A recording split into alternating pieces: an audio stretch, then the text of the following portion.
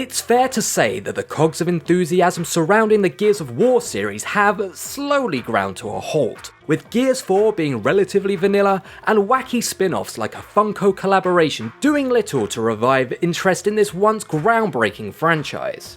With that being said, all of the noise coming out of the development of Gears 5 seemed to indicate that there might still be a few new tricks for this old dog to learn. Taking place immediately after the events of its predecessor, you take the role of Kate Diaz, previously a supporting character whom is thrust centre stage after the startling revelation in the game's climax. As Kate, the player must uncover the origins of the Locust and Kate's family. Gears 4 protagonist JD Phoenix, his friend Delmont Walker, and JD's father, Big Ol' Marcus, also return. Let's see if this soft reboot revives the series a la God of War, or tarnishes everything that came before it like Duke Nukem Forever. Watch on to find out. It's time to kick gum and chew ass. CeX. Looking first at gameplay, it's definitely a case of evolution rather than revolution.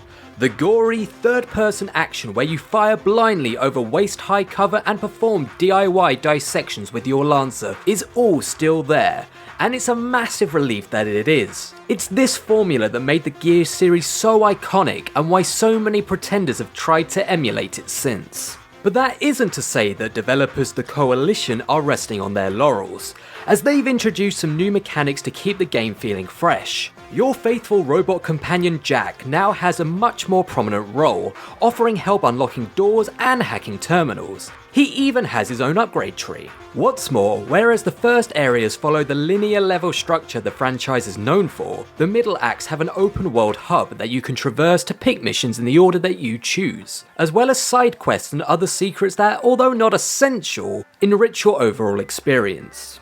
And this experience is also augmented by the game's story and impeccable cast of characters. It's this that really kept me playing.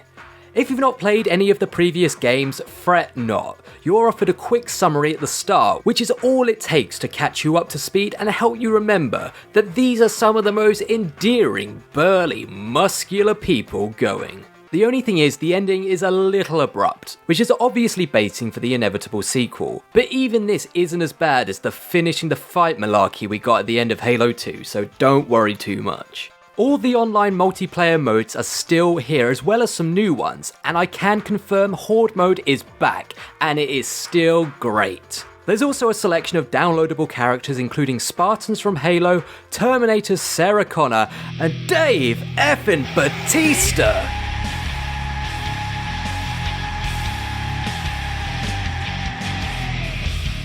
To wrap up, Gears 5 is the shot in the arm the series needed to keep it relevant over a decade since it debuted, while still preserving that authentic DNA that makes it so unique. As this console generation draws to a close, there really haven't been many exclusives worth getting for the Xbox One. But if Sunset Overdrive was a good way to introduce people to the console, Gears 5 is an appropriate swan song, and definitely one to pick up.